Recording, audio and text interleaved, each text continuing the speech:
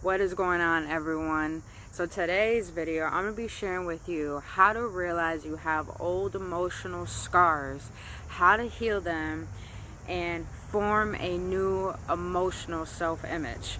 If you're new to this channel, my name is Brittany Fontanez, and I appreciate you for being here. What I do is I assist people in finding their power to go deep within to find the infinite love within themselves. Now, a lot of us, especially since, everyone has become so vulnerable, but to the point of a shield. So really it's just more of an egotistical vulnerability. But we walk through life with so many triggers. And what I call these triggers, I call them levels of coats.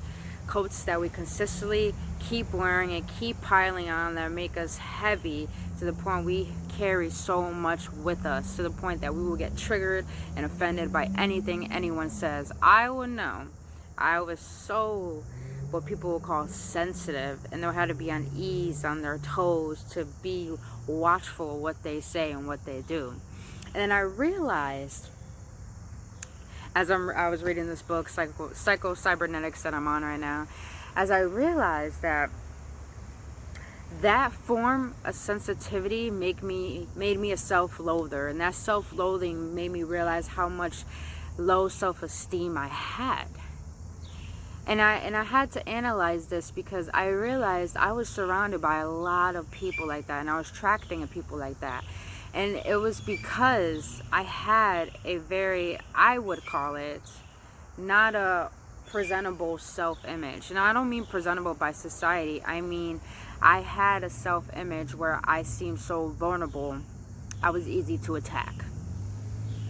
And the reason why I want to share this is because we have come to this new generation where we're just emotionally triggered immediately, and we become so fragile, and therefore we haven't built a emotional toughness. And I'm not talking about a shield that we put around our hearts to protect ourselves, which makes us closed off and alienated by life. I can't say that word correctly.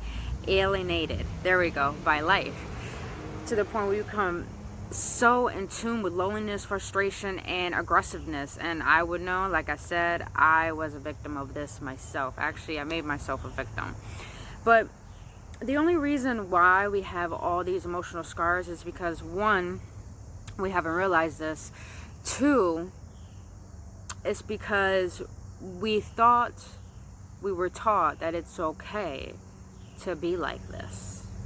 And then third of all, we haven't really understood that the reason why we continuously allow these triggers to get to us and create emotional scars within us is because we have come to really like the comfort of defending that pain that we think is our true identity.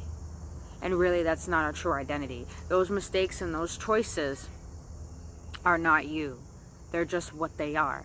Choices and mistakes. That's all it is. Even though in my last video I said you can't make no such thing as mistakes, I only call them mistakes is because I'm making a statement where they're separate from you. They're not you. So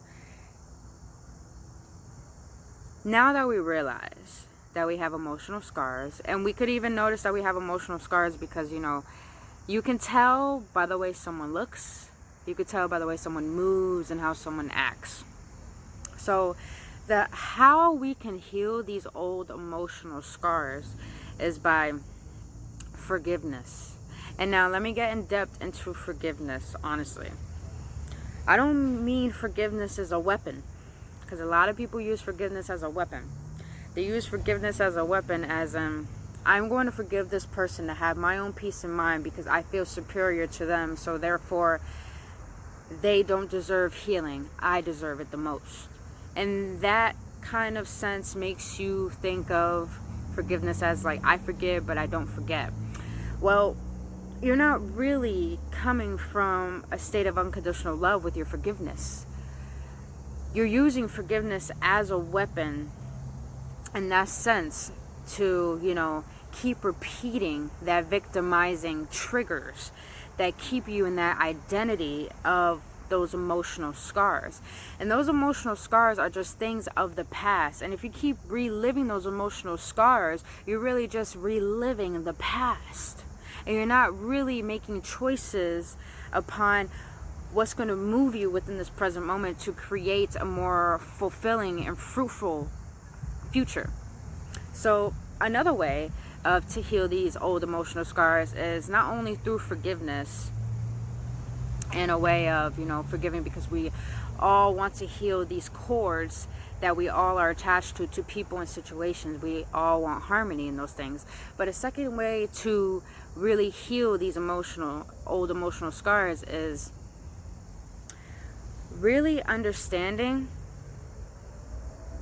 that it's all okay, that everything that has happened to you is not a state of you thinking less of yourself or thinking anyone's more superior of you. Really, to heal these scars is to really realize that I deserve to move forward, in the sense of understanding that I have a lot to offer. I have a lot to bring to the table. And there's no need for me to relive this state of mind where it's not benefiting me. And honestly, there was something else I wanted to share in this book. Let me see if I can find it, because it actually was a really good, valid point I wanted to make to it. Let's see. There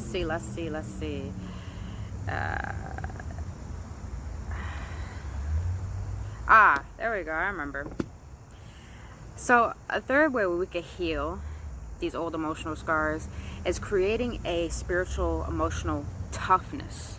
As in, when people say things that seem offensive, here's one thing you gotta learn. Don't let those triggers, those offensive things, get you on the defense, get you on a reactive mode, because you're letting those things, people's opinions that are really reflections of themselves, marinate on you. Don't let their issues with themselves marinate on you. Let them bounce off you. And the way to do that is when they're in a state of attacking, remain calm, remain relaxed. The only way you can remain relaxed is realizing that depression, anxiety, and it's two forms of depression. Anxiety is tension and reaction. If you tense up and you react, you are allowing yourself to relive those past moments.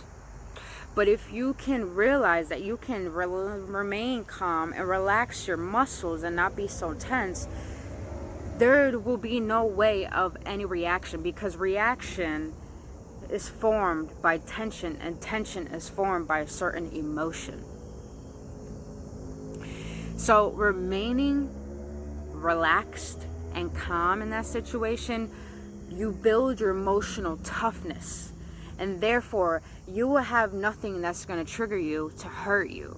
All you will have is just a sense of awareness of realizing the reflection that person is having of themselves. So really, they're just looking at you as a mirror to look at themselves. So let me rephrase those. First way to heal your emotional scars is to forgive. Not forgive with thinking you're more superior, they don't deserve healing as well. Forgiveness says we both deserve healing in this reaction that we have in this situation or this interaction. We both deserve healing. So therefore, no matter what, I forgive, because it brought me a lesson I needed to learn within myself.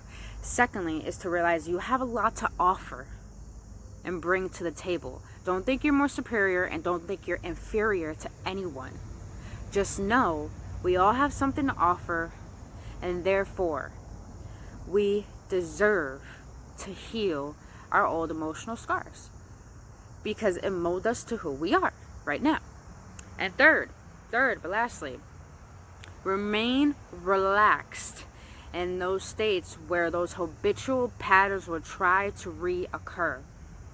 When you relax your muscles, there will be no way of reacting, because reaction needs tension, and tension needs an emotion in order for you to react in a sense of defensiveness. So those are the 3 things you can teach yourself of how to do in order to heal these old emotional scars. I realized I did this meditation today. I just started it after reading this chapter because it really blew my mind, even in the part when it said when Jesus went up to the woman who was a prostitute.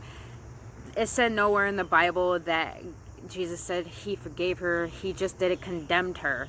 So therefore there was no need to forgive. That was just so powerful to me. And so I meditated on that and realized that, you know, I did have all these emotional scars. I did all this I did the shadow work, and I realized that I'm the only one, you're the only one who allows these scars to be formed. But until you realize that you can relax and realize your worth, people crazy, and realize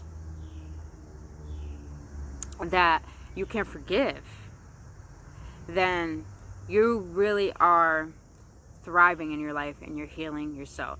And ever since I did that meditation, my skin has cleared up crazy.